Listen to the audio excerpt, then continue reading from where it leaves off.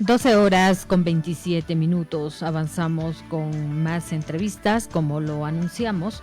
Ya está en los estudios de Radio Corporación Jaime Andreselli, docente de la Facultad de Ciencias Políticas de la Universidad Técnica Particular de Loja.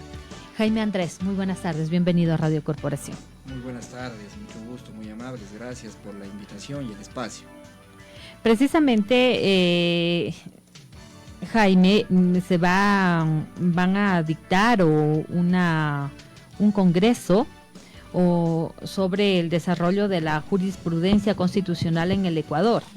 Este evento es organizado precisamente por la Facultad de Ciencias Jurídicas y Políticas de la UTPL. Coméntenos de qué se trata el mismo. Sí, en efecto, la Facultad de Ciencias Jurídicas y Políticas de la Universidad Técnica Particular de Loja, conjuntamente con el Departamento de Ciencias Jurídicas, han organizado un evento académico muy importante, de vital importancia, donde se van a exponer las principales y más destacadas líneas jurisprudenciales emitidas por la Corte Constitucional. Este evento académico reúne a 5 panelistas que son nada más y nada menos que los jueces de la Corte Constitucional, que aprovechando su visita a la ciudad de Loja van a exponer y participar ante la comunidad académica estas líneas jurisprudenciales importantes. El evento se va a organizar en la aula magna de la Universidad Técnica Particular de Loja, que queda ubicada aquí en la ciudad de Loja. La aula magna está en el edificio central, segundo piso, y ese evento está abierto para todas las personas que deseen conocer estas líneas jurisprudenciales. También está direccionado para abogados en libre ejercicio, para docentes, para académicos, ¿sí? Y también para el público en general, ¿no? Es importante precisar que la jurisprudencia de la Corte Constitucional y en sí la jurisprudencia como tal, para el sistema jurídico ecuatoriano tiene un rol protagónico. Así es. El desarrollo de los contenidos de los derechos fundamentales, de los derechos humanos. ¿Es garantista? Es garantista, correctamente, y se desarrollan a través de estas reglas jurisprudenciales. Pero ahora, doctor, aprovechando su presencia aquí en esta entrevista y precisamente cuando usted señala que van a venir 4 jueces de la Corte Constitucional de Justicia, ha sido una entidad que ha estado siempre en el ojo del huracán y en la palestra pública y bajo el escrutinio de abogados, de analistas políticos, es decir, para unos puede ser positivo esta entidad como es la Corte Constitucional de Justicia y para otros negativo. Ahora, hablando desde el punto de vista ya en lo que tiene que ver el alcance de la Corte Constitucional de Justicia, si nos puede o podemos hablar desde este punto, ¿cuál es el alcance de esta Corte? Como le señalo, para ciertos casos ha sido bastante polémico las decisiones de la Corte Constitucional. Sí, sin duda. La Corte Constitucional se convierte en el máximo órgano de interpretación constitucional. Esa es la función central que tiene este organismo. Y adicional a eso, pues la Corte Constitucional tiene diferentes competencias, como por ejemplo el control de constitucionalidad de las consultas a reformas de la Constitución, que recién se pasó, ¿no? También tiene que ver mucho con el desarrollo de los contenidos a través de este ejercicio de interpretación y esta herramienta hermenéutica que da la misma Constitución. Se pretende dotar de sentido a los derechos constitucionales.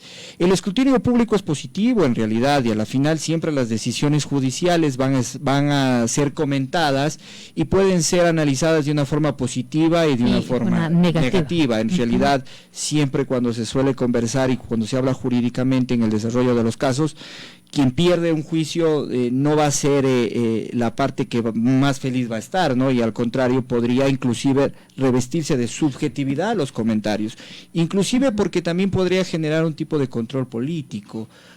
Muchas de las veces estas decisiones de la Corte el epicentro como tal de la Corte, el paradigma central que tiene la Corte Constitucional, siempre cuando se le consulta o se activa su competencia, es permitir que los derechos constitucionales sean garantizados, los derechos constitucionales y humanos de todas las personas, ¿sí? Entonces siempre se va a hacer el enfoque como tal, y muchas de las veces esos criterios pueden no ser aceptados por pretensiones políticas y podría generar molestias, ¿no? Y críticas también.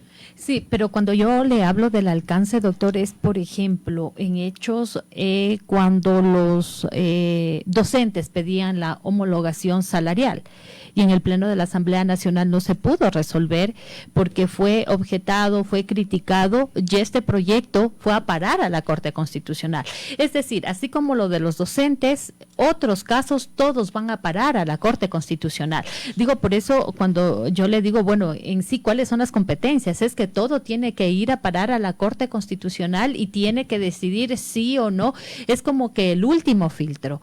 Es precisamente para aquello está, porque en algunas cosas para la homologación salarial, la mayoría de docentes o ecuatorianos se podría decir, no, lo que están pidiendo es en justo derecho.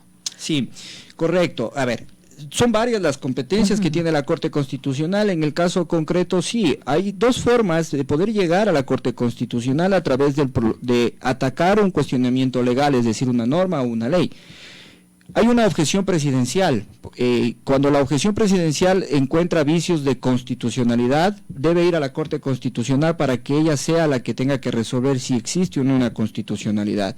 Y cuando se hace un control a un acto legal, a una norma, a una ley, que esto es parte del control abstracto de constitucionalidad, competencia de la Corte, también la Corte Constitucional está facultada para determinar si existe una incompatibilidad concretamente entre esa ley, ese artículo de esa ley y algunos derechos de la Constitución. No todo podría llegar a la Corte Constitucional, sino que los ámbitos regulados por la misma Ley Orgánica de Garantías Jurisdiccionales y la Constitución serían los que permiten o determinan cada una de las competencias que pueda tener la Corte Constitucional. Solo para citar otro ejemplo, cuando estamos frente a los estados de excepción, el Ejecutivo dicta un estado de excepción, el control que hace la Corte es de oficio, no necesariamente se tendrá que activar a petición de parte, sino que una vez notificado este estado de excepción, la Corte revisa si ese estado de excepción está dentro de la proporcionalidad, si en efecto se ha comprobado las causales para que el Ejecutivo los pueda dictar. Por ejemplo, ahora con los hechos violentos que se suscitaron en las provincias de Esmeraldas, Guayas y Santo Domingo de los Áchilas, la Corte Constitucional como que vino a regular o como que le hizo un llamado de atención al gobierno hasta dónde pueden ir las Fuerzas Armadas, hasta dónde pueden las Fuerzas Armadas, hasta dónde puede ir su participación. Y en primera instancia, en primer momento le dijo no. Correcto. ¿Por qué? El argumento central de la Corte es la función para qué fue creada cada una de estas instituciones. La Constitución de la República es clara en determinar que la seguridad está a cargo, la seguridad interna está a cargo de la Policía Nacional. Esto incluye los centros de rehabilitación social con el apoyo de los guardias o guías penitenciarios. Que las Fuerzas Armadas ingresen a los centros de rehabilitación sería una afectación a la vulneración de los derechos también de las personas como la vida, porque la preparación de las Fuerzas Armadas y la competencia de las Fuerzas Armadas es totalmente diferente. Ellos son preparados para conflictos externos e inclusive para conflictos donde se tenga que derribar al enemigo. Sí, suena fuerte, pero para eso están preparados. Eso es lo que hace la Corte. ¿No importa el nivel de violencia que hay en las cárceles y las masacres? Lo que pasa es que el tema de la seguridad tendría que ser resuelto por una política de Estado a través de la seguridad, a través de la Policía Nacional. No podríamos reformar un poco el tema. Mire que esa es una de las preguntas que también fue objetada por parte de la Corte Constitucional en el pliego que presentó el presidente, porque pide apoyo a la policía, que los militares apoyen a la Policía Nacional. Y dijo que eso tiene que ser reformada la Constitución. Tiene que ser reformada la Constitución, porque a través de enmienda no sería posible por la estructura como tal de nuestra Constitución. Hay que entender que nuestra Constitución es rígida y, como lo dije al inicio, la Corte, cuando dictamina estas cuestiones, lo que ve y observa es que no se violenten los derechos humanos, que no se violenten los derechos constitucionales de las personas y el mismo mecanismo determinado por la Constitución. Pese que la mayoría de ciudadanos digan, ¿saben qué? La violencia, y pues ya no solo hablamos de violencia, hablamos de crimen organizado, hablamos de narcotráfico, hablamos de terrorismo, porque explotar coches bomba, eso ya no es que lo hace la delincuencia común, ya no estamos hablando de organizaciones pequeñas, pese a que a la ciudadanía dice, bueno, si la violencia que vive el país le superó a la Policía Nacional no puede controlar todos los hechos violentos que están pasando. Sí, necesitamos mediante un estado, un decreto de excepción, que intervengan Fuerzas Armadas, porque una colega suya nos decía, Verónica, con estos hechos, con el crimen organizado transnacional, porque ni siquiera es nacional, estamos hablando ya de un atentado a la seguridad nacional del país, es decir, ya estamos hablando de otras cosas en mayor dimensión. Sí, correcto, totalmente de acuerdo en ese aspecto. Pero realmente quien tendría que tomar las cartas en el asunto, en primera cuestión, tiene que ser el gobierno a través de un plan. Sin duda alguna no cabe. La Corte Constitucional no podría establecer o determinar o regular estos parámetros porque es una política y es una competencia exclusiva del gobierno. Si bien es cierto, la Corte sí ha permitido que en estados de excepción las Fuerzas Armadas apoyen, como sucedió ahora en esos estados de excepción que sucedió en Guayaquil y Santo Domingo, que dieron resultados positivos. Pero el estado de excepción es una figura extraordinaria que goza de una cuestión de temporalidad. Es decir, no podemos vivir con el apoyo de las Fuerzas Armadas o vivir dentro de un estado de excepción permanente. Porque perjudica también a los ciudadanos. Perjudica a los ciudadanos. Entonces, la vía, si es que el gobierno considera necesario que para frenar el crimen organizado internacional, las Fuerzas Armadas tienen que entrar en ese rol, deberíamos iniciar con una reforma a la Constitución. Empezar a convocar a las autoridades que tengan que participar en esta convocatoria. Y ya no estaríamos hablando de una consulta, ¿y de qué estaríamos hablando? Estaríamos hablando ya de una reforma a la Constitución, porque hay que tomar en cuenta que organismos internacionales de derechos humanos, al cual el Ecuador es parte, la Corte Interamericana se ha pronunciado en varias ocasiones en que el rol de las Fuerzas Armadas tiene que ser único y exclusivo para la organización externa o crímenes externos que pueda vivir un Estado. Entonces, bajo esos parámetros también se debería observar que la reforma debería conducir a cuestiones internacionales de derechos humanos. Se ha demostrado que grandes violaciones de derechos humanos y por temas de dictaduras militares, inclusive que el Ecuador las ha vivido antes del retorno a la democracia, se vivieron grandes violaciones de derechos humanos y ese es un antecedente central y grande que nosotros debemos tener en cuenta, y lo que quiere el nuevo constitucionalismo es evitar esto en realidad. Por eso se ha creado y se ha definido desde una constitución cada una de las funciones, tanto de la Policía Nacional como de las Fuerzas Armadas. Un abogado, un jurista, señalaba con los hechos que estamos haciendo mención en Guayaquil, Esmeraldas, en Santo Domingo de los Áchilas, decía que desde los ciudadanos hablemos de que se debe combatir una lucha frontal al crimen organizado, a la violencia, al terrorismo está bien, que incluso ahí se puso en debate los derechos humanos, pero que aquello que nosotros decimos de pronto por desconocimiento, por impotencia, por rabia, porque no podemos vivir así, sobre todo las provincias más afectadas, es hasta comprensible, hasta pasable, me decía un jurista especializado en seguridad desde la ciudad de Quito. Decía, pero que esto salga desde una autoridad, desde un gobernante, decía, eso es sumamente delicado, porque al final del día dice, no es que se van y no es que se van contra los delincuentes o contra quienes están en estas organizaciones criminales, porque ellos no van a perder nada. Ellos ya están ahí delinquiendo, ellos ya están cometiendo todos esos actos terroristas, pero que eso salga de decir que se vaya contra todo, por encima de los derechos humanos, desde un gobernante, decía que los más perjudicados al final del día va a ser la sociedad civil y va a ser la población. ¿Usted comparte? Totalmente de acuerdo. ese es uno de los grandes problemas de generalizar. Siempre decimos y criticamos el tema de los derechos humanos, ¿sí? Pero todos tenemos derechos humanos. O sea, si empezamos a perseguir a las personas bajo el concepto de que son culpables, todos estaríamos siendo detenidos por un policía.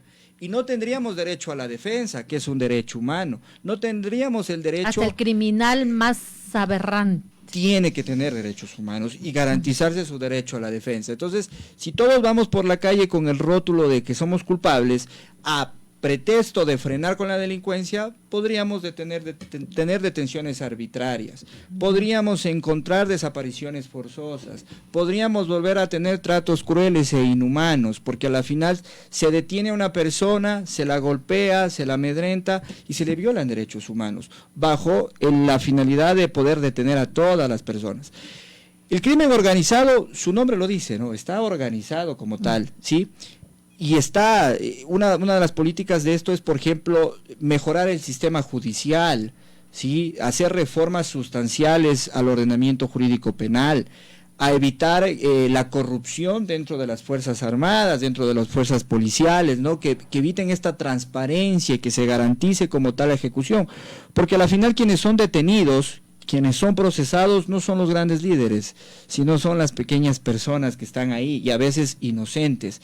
Las cárceles están llenas de inocentes en realidad y es importante tener en cuenta eso. Entonces, porque los líderes ya estamos hablando de otro nivel, se fugan fácilmente de las cárceles, les dan el habeas corpus de organizaciones que han sido altamente cuestionadas acá.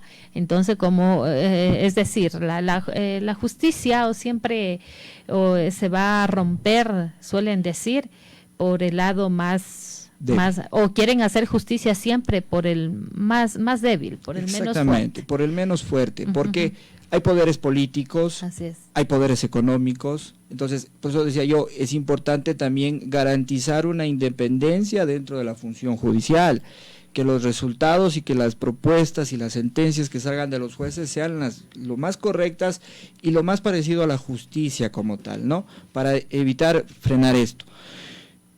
Sería muy grave en realidad volver a retomar cuestiones, por ejemplo, de una dictadura militar donde había muchas violaciones de derechos humanos, donde no se permitían el ejercicio del derecho a la defensa, donde sistemas internacionales de derechos humanos no podrían activarse dentro de o fuera del Estado ecuatoriano o hacer veedurías para controlar cómo se están respetando los derechos, porque al final el axioma central del Estado es hacer respetar y garantizar los derechos que están en la Constitución. Eso significa ser un Estado constitucional de derechos, al cual es una característica esencial en su artículo 1 de la Constitución, así lo determina. Entonces, los derechos están por el centro del Estado. Todo acto del poder público, todo acto del poder judicial tiene que estar direccionado a respetar y garantizar los derechos humanos. Y ese es el rol de la Corte Constitucional, no solo de la del Ecuador, sino como cortes constitucionales a nivel de Latinoamérica, la Corte Constitucional de Colombia, por ejemplo, el Tribunal Constitucional de Perú, tienen ese mismo objetivo: garantizar y permitir que los ejercicios de los derechos fundamentales de los ciudadanos no se vulneren. ¿Sí? Es ese filtro contra el poder que puede existir como tal, ¿no? Ese freno o ese contrapeso que puede existir. Que le hace al Ejecutivo, al que gobierno. Le puede hacer al Ejecutivo, que le puede hacer al Legislativo. Claro, Ajá. Tenemos garantías normativas, que lo que nos indican las garantías normativas es que las normas se adecúen al contenido de los derechos constitucionales. El Poder Ejecutivo puede tener todo el poder y puede crear una normativa o una ley que violente derechos constitucionales. Ok, ¿quién es el organismo que va a declarar la inconstitucionalidad de eso? Es la Corte Constitucional. Si un ciudadano considera que una ley creada por el Poder Ejecutivo violenta o restringe un derecho constitucional, tiene una acción pública de inconstitucionalidad frente a la Corte. Y la Corte dirá si en efecto hay violación o no de derechos, porque ese es el rol que tiene como tal. Entonces, también es una herramienta de los ciudadanos, hay una legitimación abierta. Entonces, es muy importante la participación y el respeto a estos derechos establecidos en la Constitución. De la Corte Constitucional. Correcto. Ahora en otro tema, no sé si usted se hizo eco de la noticia, donde la Asamblea censura y destituye a 4 vocales del Consejo de Participación Ciudadana y Control Social. Ellos, y esto dice, el Pleno de la Asamblea alcanzó 85 votos a favor de la remoción de Hernán Ulloa, María Fernanda Rivadeneira, Ivette Estupiñán y Francisco Bravo. Esto se lo hizo en la madrugada del 18 de noviembre. De pronto por eso acá en Loja no trascendió mucho. Algo, estábamos en fiesta. En fiestas, sí. Pero en este caso, Jaime Andrés, ¿ellos pueden acudir a la Corte Constitucional o ya no tienen nada que hacer?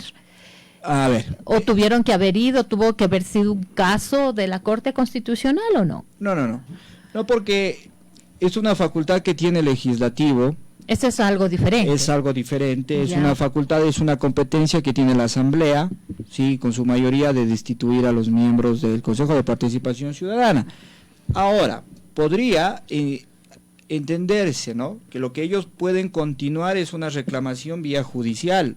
Por ejemplo, el doctor Ulloa, que era el presidente de ese consejo, podría interponer, si él considera de que esa destitución realizada por la Asamblea violenta sus derechos constitucionales, podría presentar una garantía jurisdiccional que se denomina acción de protección. Pero ya no a la Corte Constitucional. No, Es un derecho como ciudadano. Es un derecho que tenemos procesal todos. que todos tenemos, que cuando Ya. consideramos que un acto del poder público nos violentó nuestros derechos, Ya. acudimos ante la vía de Esa acción sería de la protección. vía que ellos pueden ahora. Sería una vía judicial para reclamar esa destitución siempre y cuando se considere, ¿no?, que hay una violación de El derechos legítimo constitucionales. derecho, como lo Correcto. haría cualquier. En efecto, un juez constitucional va a conocer esa garantía y analizará con las pruebas presentadas si en efecto hay o no una violación de derecho constitucional, ¿sí? Ya. También se suele decir que la acción extraordinaria de protección, que es otra garantía jurisdiccional de competencia exclusiva de la Corte Constitucional,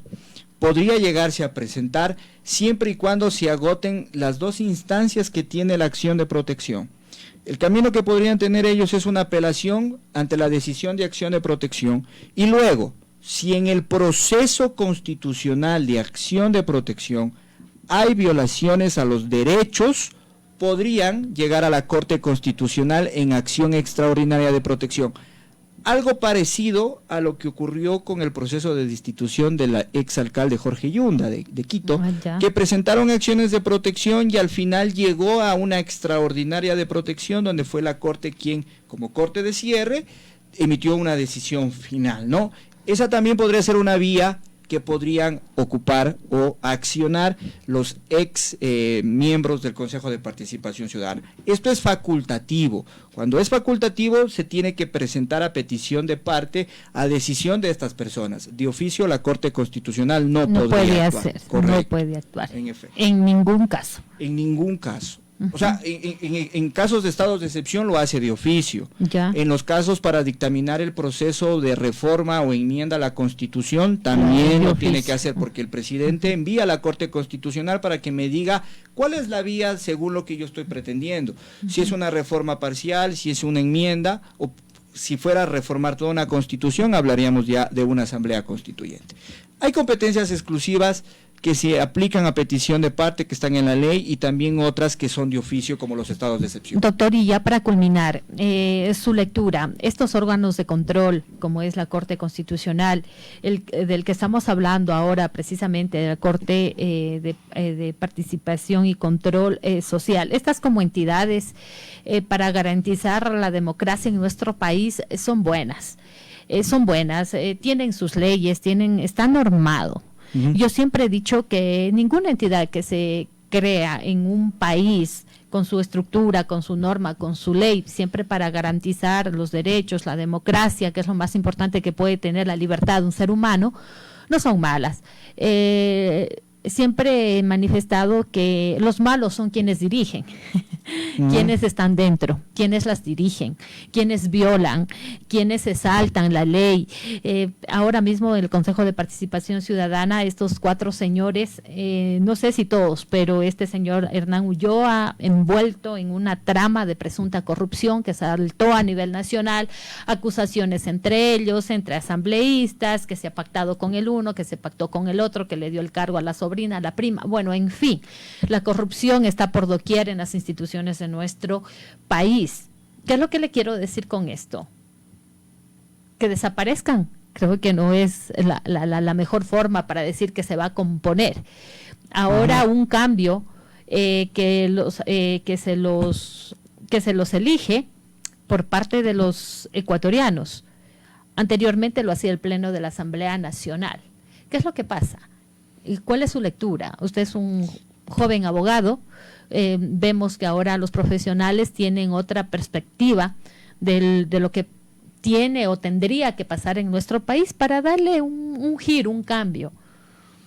Sí, a ver, en realidad yo concuerdo mucho con lo que usted manifiesta. En teoría, la creación, por ejemplo, de la función de transparencia y control social, que es una función nueva creada en la Constitución del 2008, si revisamos la Constitución anterior no teníamos esta función, traía consigo garantizar la participación ciudadana, decían ellos, ¿no es cierto? El concepto de la Constitución es muy bueno, incentivar a que la ciudadanía se empodere de las decisiones públicas, una participación activa a través de veedurías y de poder controlar todos los actos del poder público. ¿Qué mejor para una democracia que todos los actos del poder público sean transparentados y puedan ser verificados por el soberano, que es la sociedad como tal, ¿no? El auditorio público.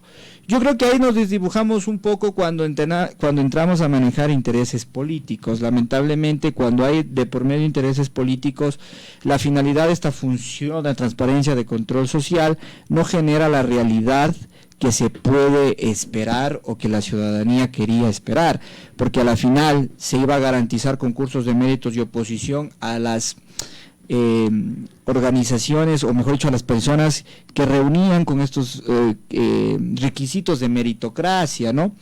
Y que sí iban a ser transparentes y que iban a ser públicos, y a la final vimos que por los concursos también existían disputas, existían peleas, porque quieren seguir controlando. A la final lo que el control, la función de transparencia y control social, lo que pretendiera que estas autoridades sean lo más apartado de un poder político para que puedan ejercer con neutralidad cada una de sus funciones. Y por eso se decidió que ahora el pueblo ecuatoriano los elija, ya no desde la asamblea. Ya no desde la asamblea. Pero ahora se está replanteando en la consulta de este gobierno que vuelva nuevamente al pleno de la asamblea, porque se supone que hay mayor democracia, ya no van a haber esos tintes de corrupción, porque en la asamblea pues cada quien arma su motín a su gusto, a su conveniencia.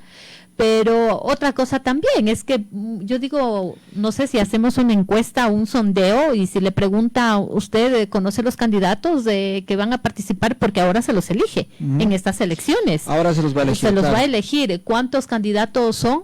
Y algo le escuchaba a la señora Tamayit y decía, bueno, ellos no pueden hacer campaña como los otros candidatos que van a otras dignidades como prefecturas, alcaldías, presidentes de los GAT parroquiales. Ellos se tienen que sujetar a la difusión o a la campaña o a la propaganda que se hace por parte del Consejo Nacional Electoral. Es decir, mientras el Consejo Nacional Electoral, ya cuando inicie la campaña oficial, no ponga esta campaña, ellos no pueden hacer absolutamente nada. Entonces los ecuatorianos, ¿cómo pretendemos conocerlos de cierta forma? ¿O porque ellos son tan castigados si no sucede lo mismo? No es que con eso estoy diciendo que lo que ahora hacen los candidatos está bien, pero ¿por qué esa diferencia? ¿O por qué no se difunde más por parte del Consejo Nacional Electoral? ¿Por qué no se informa? ¿Por qué no se educa? Es un organismo también como es el CNE. Entonces a veces digo, ¿qué queremos? ¿Qué es lo que se pretende, doctor? Y con eso culminamos. En realidad lo que se debería tratar de tener en cuenta y lo que se debería cambiar es la forma de hacer política. Yo creo que ahí hay un error grande. Hay que acordarse de que esta potestad para poder elegir a los miembros del Consejo de Participación Ciudadana fue entregada por nosotros en consulta popular. En el 2017, en el gobierno de Lenín Moreno, nos preguntaron si queríamos que las autoridades del Consejo de Participación Ciudadana sean electos por votación popular. Y todos dijimos que sí. O sea, nosotros mismos somos los que nos estamos poniendo la piedra en el camino. Es que por eso le digo, doctor, no es problema en sí de la institución. Sean elegidos por la asamblea o sean elegidos por el pueblo, ahí tenemos los resultados. Sí. Destituidos por la Asamblea Nacional después de cuántos casos de presunta corrupción que pasó en uno de los organismos más importantes que tiene el país, porque elige nada más y nada menos que las autoridades de todos los órganos de control que hay en el país. Es decir, es más importante que un prefecto, es más importante que un alcalde y que un presidente de la Junta parroquial, si lo vemos en ese contexto. Designa Contraloría, designa Fiscalía, Procuraduría, sí. ¿Corte Constitucional también? No. El concurso es creado también por la participación, por los miembros de participación, y se crea una comisión especializada para el concurso de méritos y oposición. Los jueces de la Corte Constitucional llegan también por medio de un concurso de méritos y oposiciones. Finalmente, yo no creo que vaya a cambiar mucho la figura de que se pueda mejorar el asunto de la participación ciudadana, siendo los asambleístas quienes vayan a dirigir o poner esas autoridades, porque la asamblea es un órgano de control político, y si siguen existiendo intereses políticos, los conflictos van a seguir existiendo.